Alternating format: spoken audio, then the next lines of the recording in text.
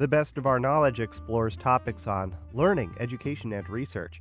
Coming up, the home of Gilded Age writer Edith Wharton celebrates the supernatural. The largest donation ever made to one public university will support efforts to improve literacy by establishing a micro-credential in reading science. And we'll learn more about the mission to support research in Antarctica. I'm Lucas Willard, host of The Best of Our Knowledge.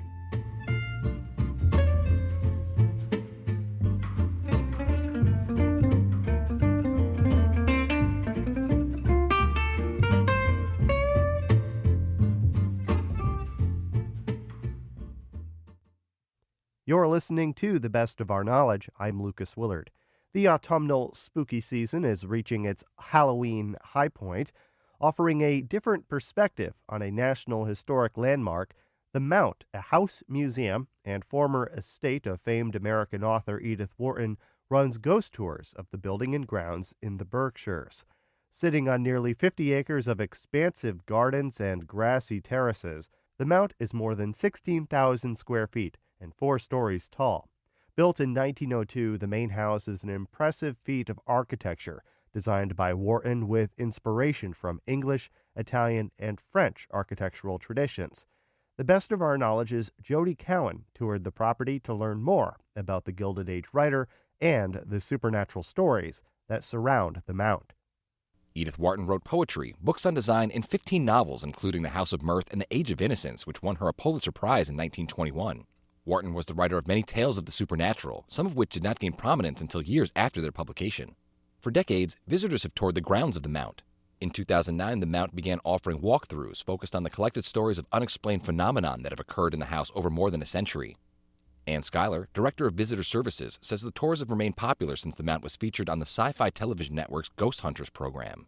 There was so much interest in that show and also local interest in ghost tours that we thought it would be a good idea to start doing regular ghost tours. It was a way of appealing to people who would not normally come to the Mount. They might not know Edith Wharton, they might not have any interest in what they knew about her books, and this was a way of introducing them to the Mount from a slightly different angle. The Mount's ghost tours begin after dark with a half-mile walk around the grounds. It's a walking tour. You start in the stables, which is partially unrestored, so it's pretty spooky just all by itself. Lots of creaking doors and floors and things like that. And then you walk down through the pet cemetery, which is where some of Wharton's favorite dogs are buried, and she thought dogs had souls. And so that's sometimes a spooky place. You'll hear dogs barking occasionally at all times of the night. And then we also then come down to the house for the end of the ghost tour and finish up with stories about various places in the house. Neither Wharton or her husband died on the property, but accounts of their troubled marriage have fueled theories that it is indeed the spirits of the Whartons that are lingering around the Mount. There's a whole lot of emotions that are sort of going on while she lived in this house. And that's one theory, that in certain rooms in this house, there is this residual energy from either angry confrontations, angry conversations that took place, or extreme emotion. After the Whartons left the Mount in 1911, new inhabitants may have helped add to the mysterious energies, including one couple that died inside the house. There was a family named Shattuck who lived here actually from 1911 until about 1938. So they were in this house really longer than anybody else. And they both passed away here in this house. Mr. Shattuck, he had some sort of a stroke or an attack that left him on a ventilator in one of the rooms upstairs. We don't tell this story before they go into that room, and there are times when people go into that room and some of them say they can't breathe, as if they're feeling some difficulty of somebody having trouble breathing up there. Reports from the estate's days as a girls' dormitory in the mid-20th century also offer tales of ghostly figures walking up and down stairs, smells of phantom cigar smoke, and the barking of dogs. Schuyler says she hopes people come away from each tour with a sense of appreciation for both Wharton's design prowess and imagination. She wrote about 87 short stories, and I would say the majority of those, or a little over half, are probably ghost stories. She was fascinated by the paranormal herself. Most people don't know that she wrote ghost stories when they first come here, and they're always kind of surprised by that. We employ a wide range of technologies from night vision, infrared cameras. Nick Smith-Koblitz is the public programming coordinator at the Mount, as well as the newly appointed program lead for On the Trail of Ghosts, a a tour that focuses on the science of detecting, measuring, and deciphering paranormal activity. We look for natural explanations for the reports of paranormal activity here and in any case that we investigate before attributing those claims to supernatural factors. And we find natural explanations in approximately 96% of the claims that we investigate. Smith Koblitz has been researching some of the most infamous claims of ghostly activity at the estate. I feel that a lot of the activity here at the Mount is what we would refer to as a residual style haunting, almost like the record or recording of an event from the past that repeats itself over and over when conditions are correct. Imprints or residual hauntings are not aware of living human observers, so they will do what they are going to do regardless of whether somebody is watching or not. Smith Koblitz is hoping to use modern scientific equipment to explain the unexplained. I don't think most locations that say they're haunted are haunted, and I'm really on the fence as to whether ghosts exist at all. That being said, I have seen phenomenon that I can't explain. Does it mean that it doesn't have a natural explanation? No, absolutely not. It could have an explanation that is very grounded in reality that we simply have not been able to identify or classify yet. The question of whether or not some part of us remains after our physical bodies perish is probably one of the oldest questions human beings have ever asked, and we're still searching for that answer. You can take it upon yourself this Halloween to navigate the twilight zone between fact and folklore, but know that while the past may be behind us, its whispers linger long within the shadows. For the best of our knowledge, I'm Jody Cowan.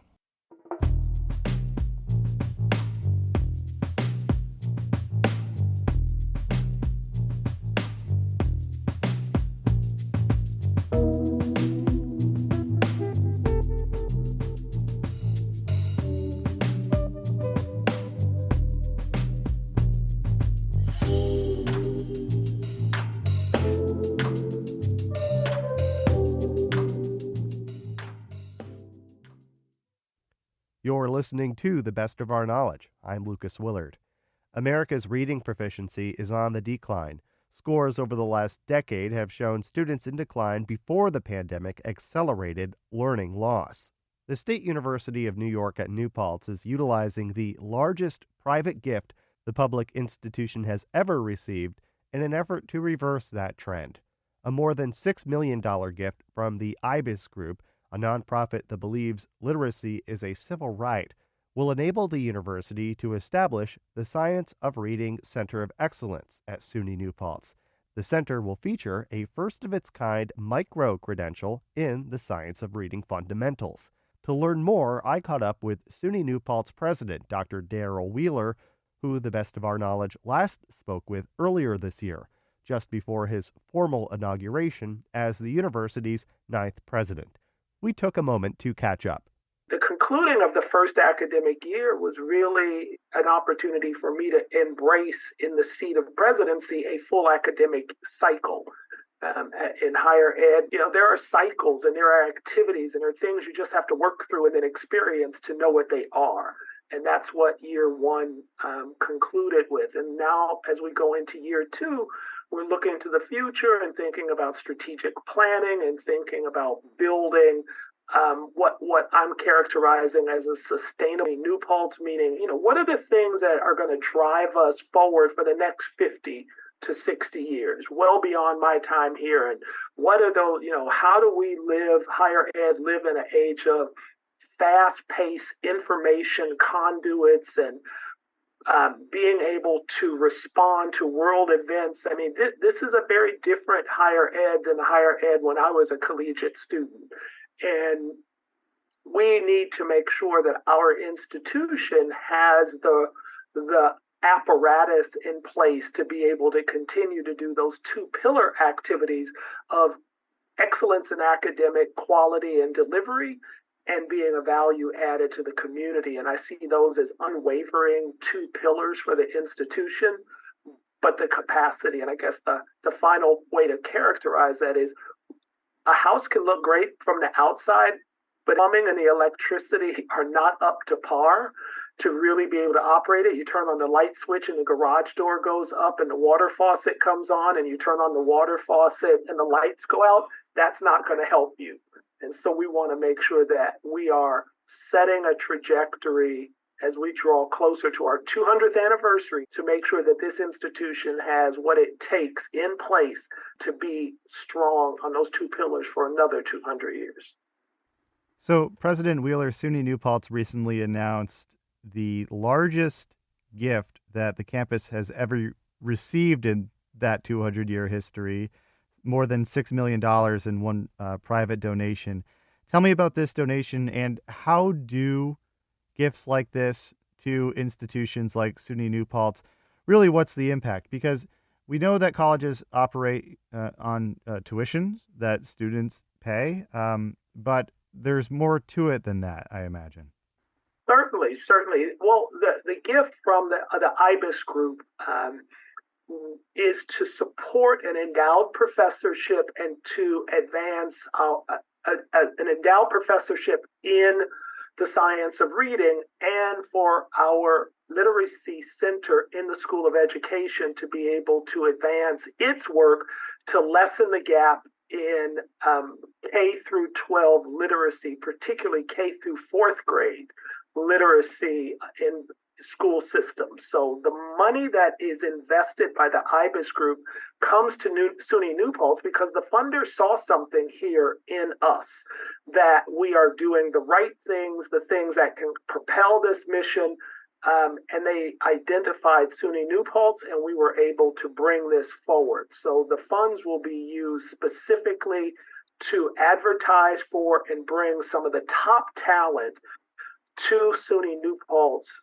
in a rotating cycle of visiting professorships, maybe 2 years in a cycle, and potentially renewable, to bring the best thinkers on literacy programming, advancing, yes, the science of reading, but also testing out additional models for how do we, in the United States, create an environment where our fourth graders are reading at and above literacy standards for all groups, because that's not happening now.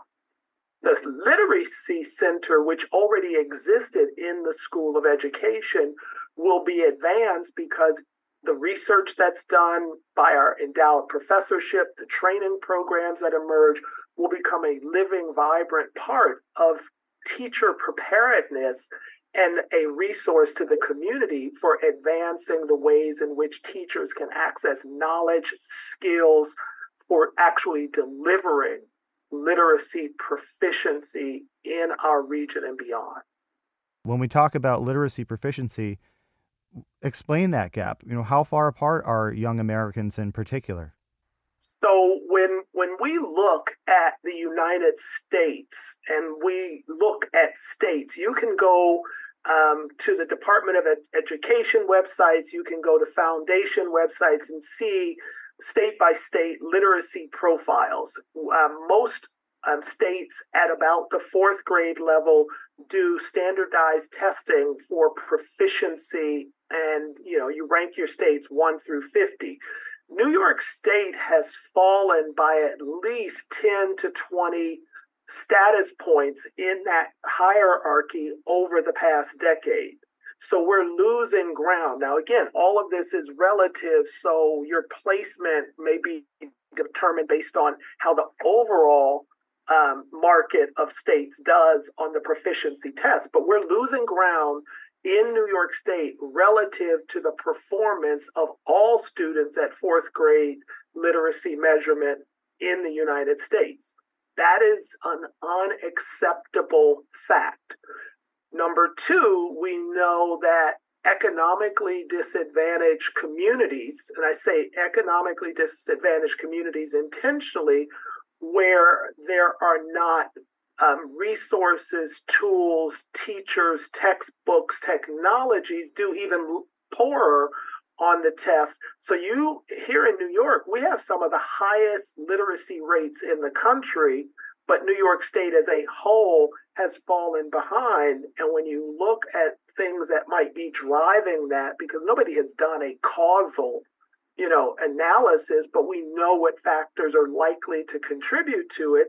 And it's the things I just said: not having the best trained teachers, not having the tools, not having the classroom space, not having the co-curricular resources, those all contribute to it. We're not proposing that the science of reading will fix those external factors.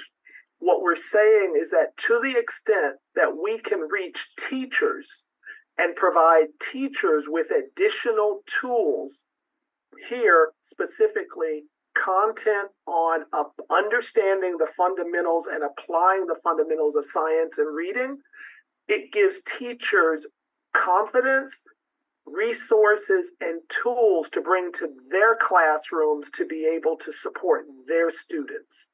Now, when looking back over the last 10 years, the biggest variable, the biggest factor affecting education and student performance and learning retention is likely, in my opinion, would be COVID-19.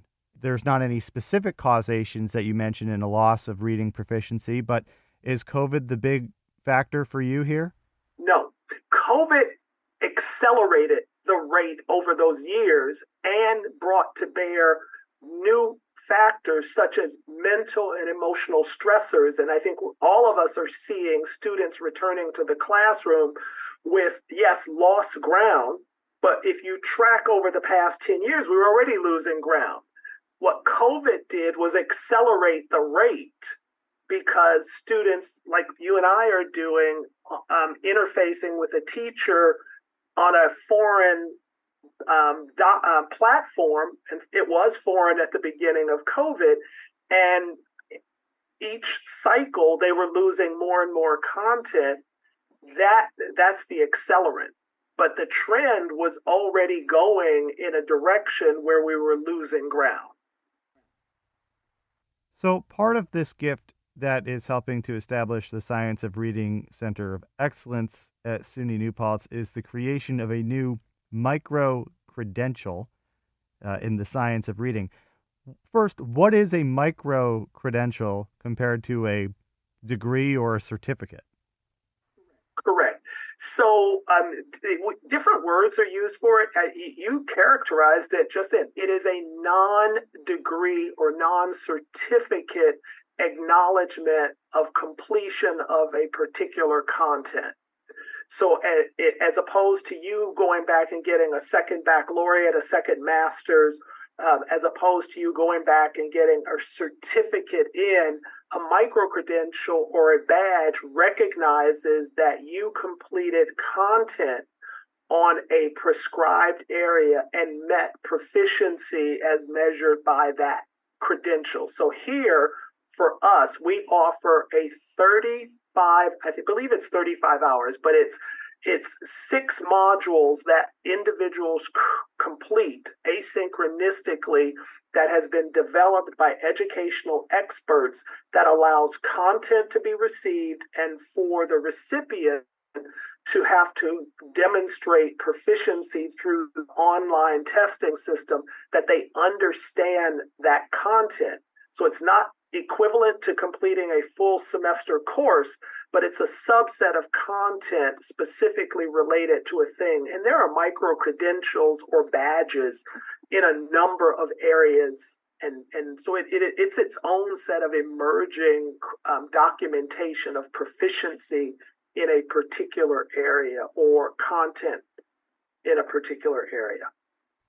Now, in the classroom, in addition to there being a teacher, especially with younger grades, elementary school level, there are often aides that work with teachers in the classroom for students who may need more assistance or students with special needs. With a micro-credential like this, would this benefit potentially those aides, maybe people who don't have a teacher's certification, but are in the classroom and may need some experience in helping kids learn how to read? And this might be a way for them to get that experience, get the training without having to enroll in a 4-year program. Mr. Willard, I'm so glad you asked that question. Absolutely. I mean, we want this to be broadly received in New York State and beyond. And you're absolutely right. In that scenario, a teacher who gets the micro-credential could only be benefited by a teacher aide who gets the credential because they both understand the content. they both have a set of tools and skills that they can collaboratively use to support the literacy advancement of the student. So you took the words away from me, so thank you. So this micro-credential, the Science of Reading Fundamentals, that launched this fall, this semester, what's the assessment? How do you feel about it? Indeed. So the program had its first cohort enrollment on September 11th. That was the day of launch. I know for a fact that we have at least 2 people who have completed it fully. Remember, it's asynchronistic, so you take it at your own pace. You have a prescribed window in which you can complete it, and we will continuously roll out cohorts. Why cohorts? Because it allows us to bring learners together, because in addition to having the asynchronistic content, during the 6-cycle module, we have live sessions with advanced teachers to help those doing the program kind of sign on like we're doing right now in real time, to ask questions about things they might be struggling with, to ask their co-classmates or co-cohort people questions. We have over I was just in a meeting where some of these numbers were presented. I know we have nearly 500 people who have already enrolled. We'd like to see 5,000 plus teachers by this time next year having completed the program. And if we can get to 50,000 in New York State and across the country, this is the kind of program we think that will assist people in understanding the fundamentals of the science of reading and to begin a process of understanding how they can use these tools in their classrooms. So when public institutions like SUNY New Paltz, when they have a mission to offer educational experiences to the public, is this part of the future of higher ed, of offering more diverse learning experiences, more bite-sized experiences for those who may not have time to enroll in a 4-year degree program? So let me suggest that in my vision, it should never replace the experience of the 4-year or graduate degree, because there is expertise and content that will only come from the deeper exploration of certain things. This is, directly to your question, this is likely to be part of the complementary resources that the future will hold. More bite-sized, easily accessible contents that can be either stacked towards a 4-year degree, or those people who have already achieved a 4-year degree or beyond, for them to come back and say, well, I don't want to do another full degree, but that's an interesting, rigorous way for me to enhance my knowledge. And I do think it is part of a wave of a future, but not the replacement of the rigor and richness of a full degree in any content area. Well, President Wheeler, thank you so much for your time, and thanks for speaking with me about the program. I appreciate it. Well, I thank you for your interest in it, and we look forward to seeing many more applicants and participants and seeing the benefit of this for students in New York State and across the country. Dr. Daryl Wheeler is president of the State University of New York at New Paltz. You're listening to The Best of Our Knowledge. I'm Lucas Willard.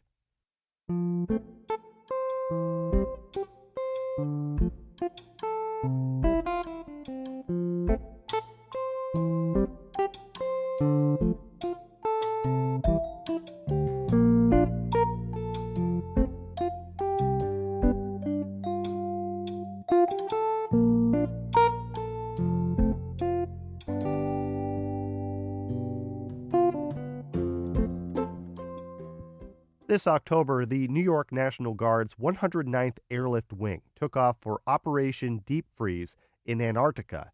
The 109th flies LC-130s, the largest ski-equipped aircraft in the world, as it supports the National Science Foundation's climate science and other research on the southernmost continent.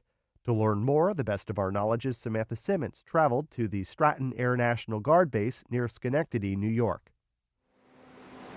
The airmen will live and work at the South Pole through March. This season, the focus is on resupplying science stations on the West Antarctic ice sheet, the Amundsen Scott South Pole Station, and the Sippeldome Field Camp.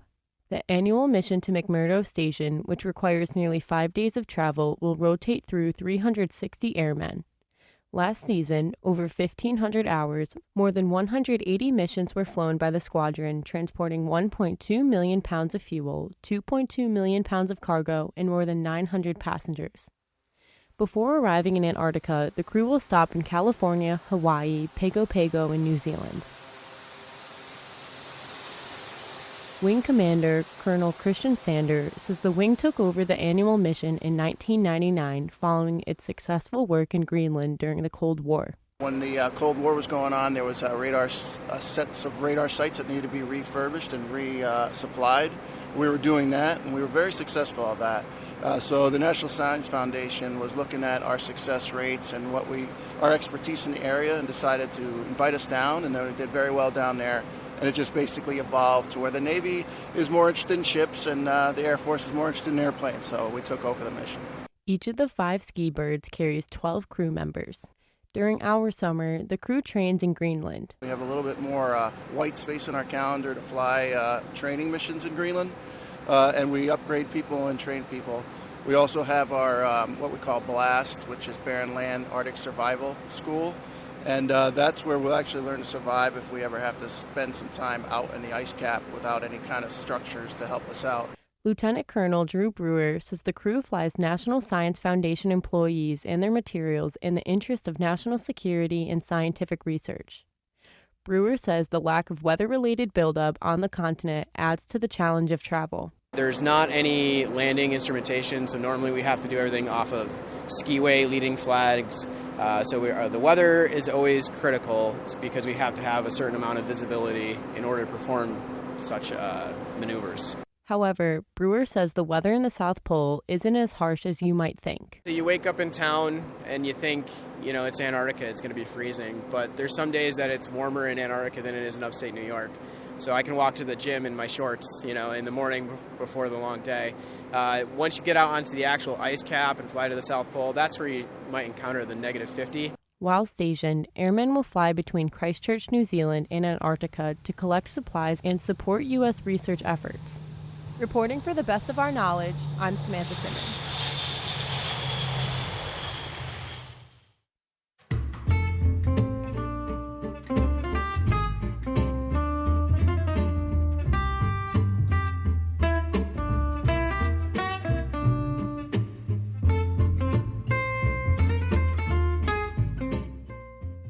This has been The Best of Our Knowledge, episode 1727. The Best of Our Knowledge is a national production of WAMC, Northeast Public Radio. Thanks to associate producer Jody Cowan. The latest on all National Productions programs is available via the Airwaves newsletter and our flagship station's website, WAMC.org. Until next time, I'm Lucas Willard.